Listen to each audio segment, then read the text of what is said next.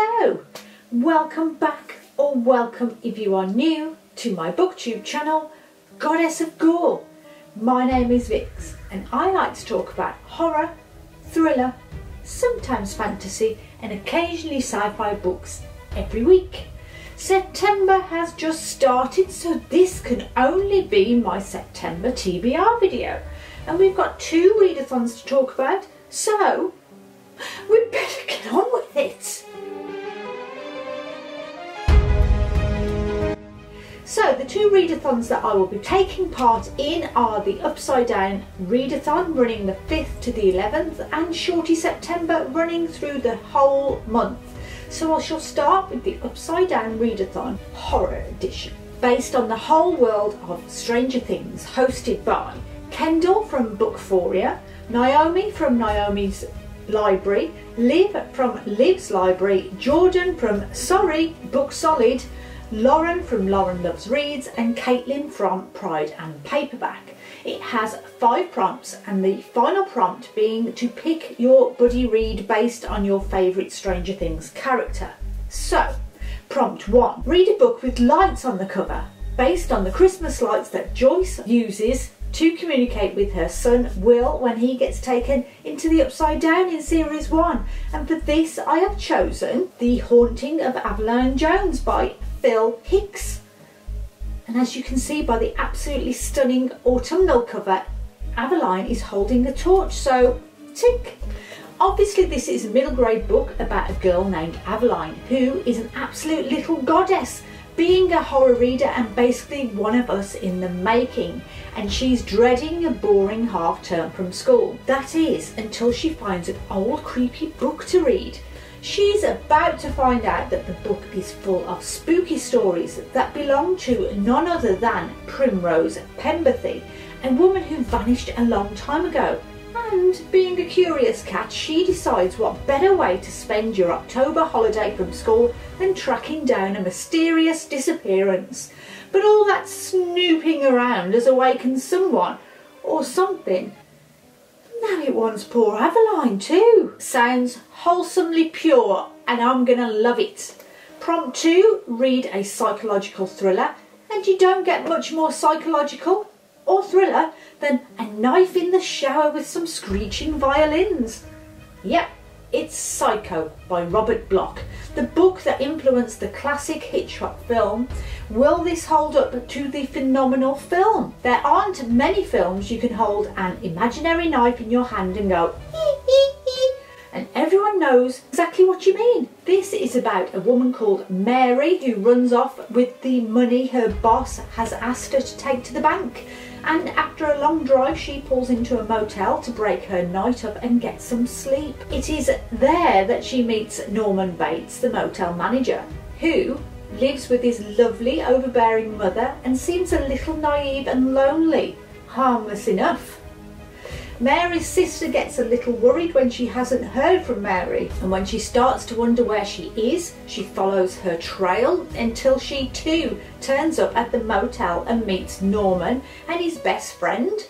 Yeah, his mum, because a boy's best friend is his mother, isn't it? We all go a little crazy sometimes, Norman. Easily done.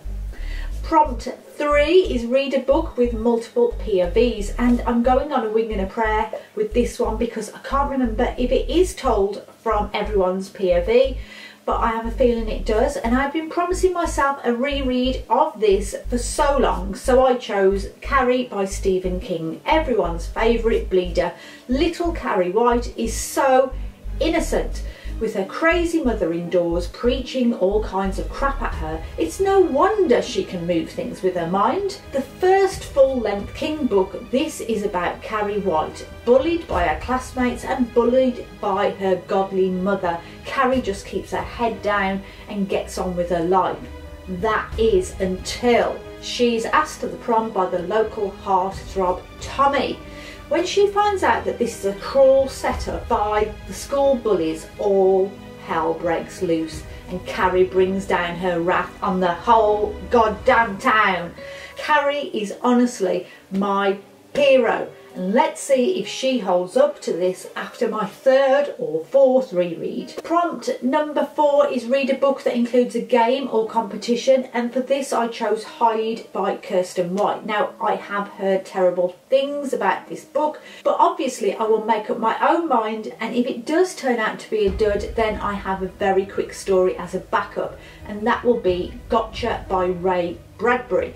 But Hide is a relatively new release about a sinister game set in a theme park. The aim of the game is to spend 7 days in the park and don't get caught, and the prize is more money than you can think of. So Mac thinks she has more of a chance than most because she is amazing at hiding. But when some of the other 14 contestants start to disappear, she begins to think this isn't as straightforward as she thought. Described as a high stakes hide and seek competition that turns deadly. We'll see. And the backup book is Gotcha, found in the Stories of Ray Bradbury collections, story number 99 of 100. It is only a few pages long, and all I know about it is that it's a game between Beth and Charles, who are a couple very much in love, and Beth wants to play a rather creepy game called Gotcha. I'm intrigued. And then the final prompt, as I said at the start, is to read a book picked by one of the hosts based on your favourite Stranger Things character, and mine is Max. So I will be reading Go Hunt Me by Kelly DeVos, as picked by Caitlin from Pride and Paperbacks. And I'd never heard of this, so based purely on the synopsis, this is a YA paranormal mystery which follows 7 horror fans as they go on a trip of a lifetime to a remote Romanian castle, as one last trip before they all go their separate ways to college. A dream holiday, that is, until the merry throng start being killed one by one. Sounds like my kind of fun. So that's one readathon down. So as soon as that one finishes, I will be playing catch up with Shorty September, Horror Edition, run by the absolute Welsh legends Sian and Bert from Past Storytime and Heather from Soggy Expat Book Nerd, who is also an adopted Welsh legend. I think it's the second year for this readathon, and there are a plethora of prompts for this, all based on the fashion of shorts. So keeping books around 200 pages so you can get to as many of the prompts as you can. I will go through them as shortly as possible. So Bert does have a bit of a thing for vintage photos of hairy men in shorts, but hey, nothing wrong with that, Bert. I'm just saying. So it's of no surprise he has got these short prompts down to a T. Prompt 1, the classic short. And this is to read a book from the 70s or 80s, and I have picked The Godsend by Bernard Taylor. Coral from Pretty in Papercuts holds this in very high regard, and since I loved another one of her recommended books, I have decided to give another one of hers a whirl. From 1977, this is about a baby given up on the same day she was born to an unknown mother, adopted by the Harlows and given the innocent name of Bonnie. Brought into a home with 4 other children who seem to have a lot of accidents whenever Bonnie is around. This is a classic tale of an evil child. Yeah! Prompt 2, Denim Shorts, a modern classic. And for this I had no idea what to read. I didn't even know what a modern classic was, but Google told me it was a modern idea on a classic story, and this may divide us, but I love werewolves. American Werewolf in London is quite possibly one of my favourite films in the entire world. I could talk about it until the end of time and how it's got everything in it, good and bad.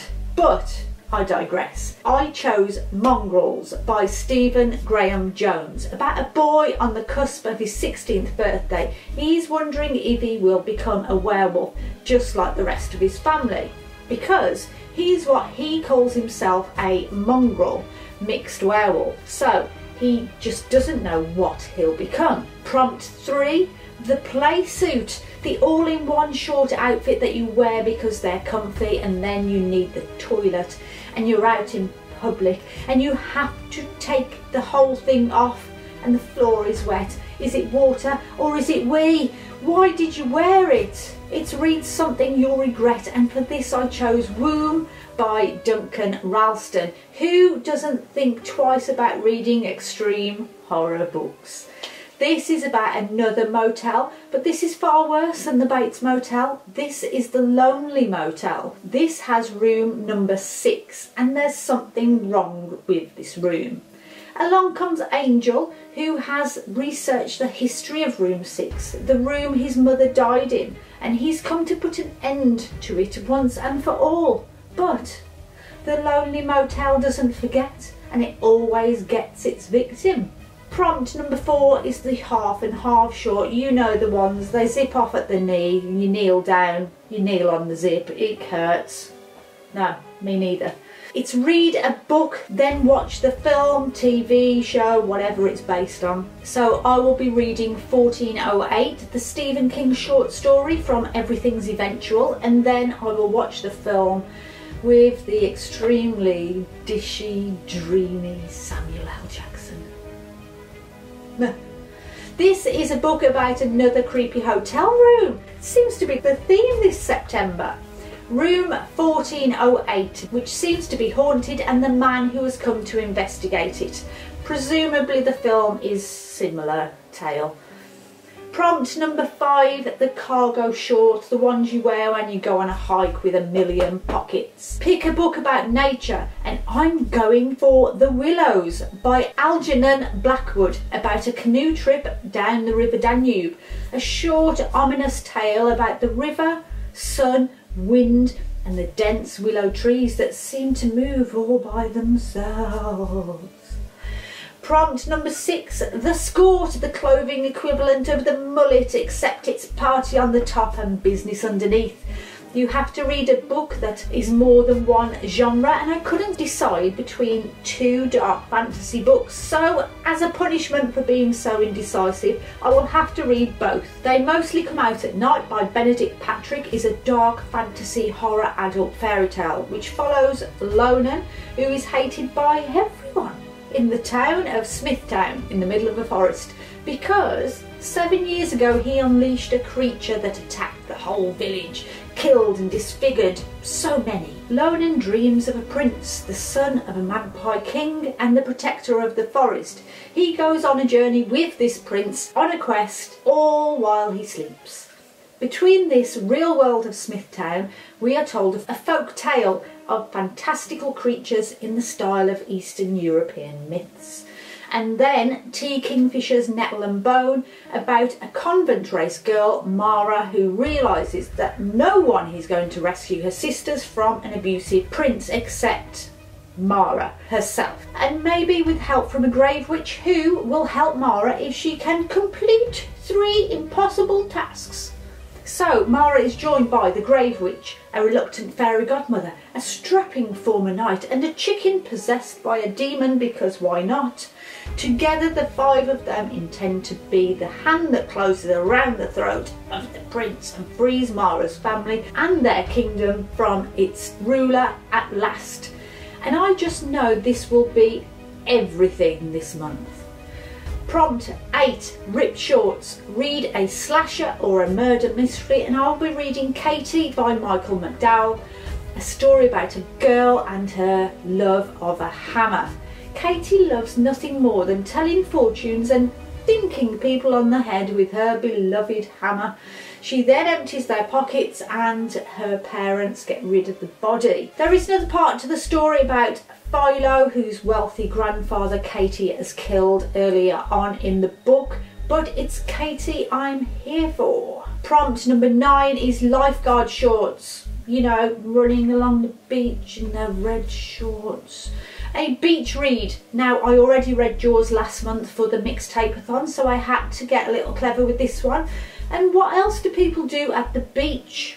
They go fishing. So I'll be reading The Fisherman by John Langan, which probably has nothing to do with the beach or the sea, but it's been on my TBR forever, so it's on this list. Abe and Dan have heard all about the myth that is Dutchman's Creek, a reservoir that promises the creme de la creme of fishing. And these besties get all swept up with the legend and they take it upon themselves to try and find the reservoir and the urban legend of der Fischer, the fisherman. So no, not beachy at all, but it does have water in it. Prompt number 10 is Runway Shorts, a book with a beautiful cover. And again, this is a tough one. So I chose a book I got recently, and that was Dark Stars, because how good is this cover? I was watching Jack Creator recently here on YouTube, and they made a creepy Pac-Man and the ghost looked just like this. I'll put a pic up. And I chose a short story by someone I've not read before, Priya Sharma, called Chalawa, about a woman who travels to Pakistan with her husband. That's all I know, except that a Chalawa is a naughty thieving creature who shimmers and then disappears. Something that disappears when you get close to it, I don't know. Looking forward to that one anyway, because I do like my urban legends. Prompt 11, The Emperor's New Shorts, is a unreliable narrator. Again, I had to Google short horror stories with unreliable narrators, because you don't usually know that you're reading from an unreliable narrator until you've read it. So Google gave me We Have Always Lived in the Castle by Shirley Jackson, told by 18-year-old Catherine, who lives with her sister Constance, who she loves very much, but she hates dogs and noise. Oh, and everyone else in her life is dead. That's all I know. Prompt number 12 is boxer shorts or comfy cozy shorts, pyjama bottoms, I don't know. Read a comfort read. And what's more comforting than a dark tale? The latest release from T. Kingfisher, What Moves the Dead, a dark retelling of the Edgar Allan Poe, The Fall of the House of Usher, in the creepy, dreamy style that is synonymous with Kingfisher. An ex-soldier, Alex, receives the news that his best friend is dying. He rushes to her ancestral home of the Ushers in the remote countryside, but when he gets there he finds his friend sleepwalking, speaking in a strange language, possessed wildlife and fungus everywhere. Alex must unravel the secrets of the House of Usher before it consumes them all. And the final prompt, number 13, I think I've counted them right, I don't know. 13? I thought there was 12. Bermuda Shorts. Read a translated book, and I have chosen Fever Dream by Samantha Schweblin, translated by Megan McDowell. This tells the tale of Amanda dying in a rural hospital bed. Beside her is a young boy named David. Amanda and David do not know each other, but they both tell a haunting tale of broken souls, a ghost story, a love story, a cautionary tale. So that's it. I don't think I can fit anything else in, and I'm not just talking about my tiny gold hot pants. I do hope, you can't see them, can you? I'm wearing them. I do hope you're joining in with a readathon this month. Are you doing either of these though? I have watched a few videos of the booktubers I follow doing their TBRs for the readathons, and they've picked such good books. But I'd love to know what you're reading. Thank you so much for watching. I am always amazed and grateful that you do. Like and subscribe if you want to. But let's not forget these wise words from Kylie Minogue when she wore her gold short shorts and said, "I'm spinning around. Move out of my way. I know you're feeling me because you like it like this. I'm breaking it down. I'm not the same. I know you're feeling me because you like it like this." Until next time, bye bye.